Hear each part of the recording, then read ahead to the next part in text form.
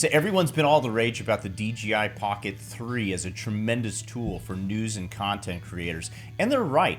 For about $500, this thing shoots tremendous video. I've been using it for about a year now, and when I travel especially, it's kind of a go-to unit to shoot on. But before you plunk down the money to get one, I do have a few nitpicks that I'm going to go through. And stay tuned for the end of this video because I'm going to talk about what we're learning about the DJI Pocket 4.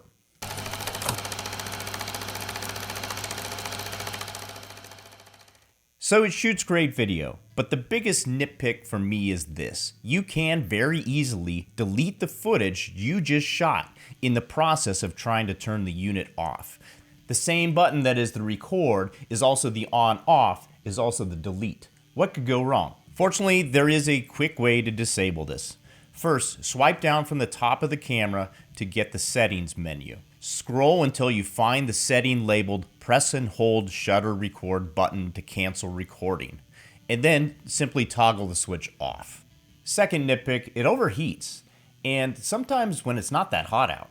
I was on a recent commercial shoot doing a time-lapse shot, and it was only 63 degrees out. Not that hot. Now I did have the camera on the dashboard of my car, and because I was doing an 8-hour time-lapse, it was hooked to an external battery pack. When it overheats, it not only stops recording, but will not let you charge anymore until it cools. And that was pretty annoying. But speaking of time-lapse, it is great that it can do amazing time-lapse video and allows to really customize the interval. It's also very intuitive and pretty easy. I am a little bummed that the max time-lapse is capped at 5 hours, so you can't really set it up to record stars all night without getting up at some point and having to restart it.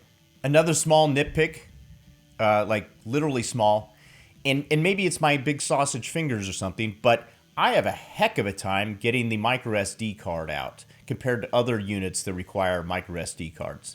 Getting the micro SD card in is no sweat, but getting it out, for whatever reason, sometimes I need a little tool. And that also is just kind of annoying. Let's also point out that this isn't a camera unit that's designed for any kind of bad weather, rain especially. It is not weatherproof. I also had a shoot recently where in the noon sun, the screen was impossible to see. But that's a complaint I have for a lot of prosumer cameras right now. Now you can adjust the brightness of the monitor by swiping down and tapping the brightness icon. But for midday shoots, it's still really tough to see what you're shooting. A third quick nitpick is sometimes in moving around from shot to shot, the gimbal gets slightly cockeyed and off center. Now, if that happens, just double click the joystick and that should reset the gimbal. Still, even with those nitpicks, for the price of this camera and it comes with a wonderful wireless mic, this is really a great value.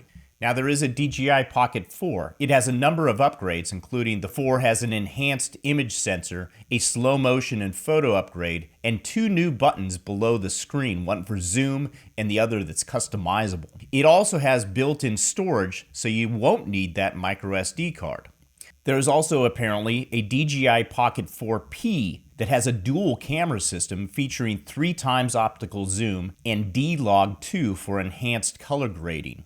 But for those of us in the US, getting the Pocket 4 has been problematic. There's been a little bit of a fight between DJI and the FCC. And that means for right now, most of us are left with the DJI Pocket 3, and that's not so bad, especially when you consider you can find these for some record low prices.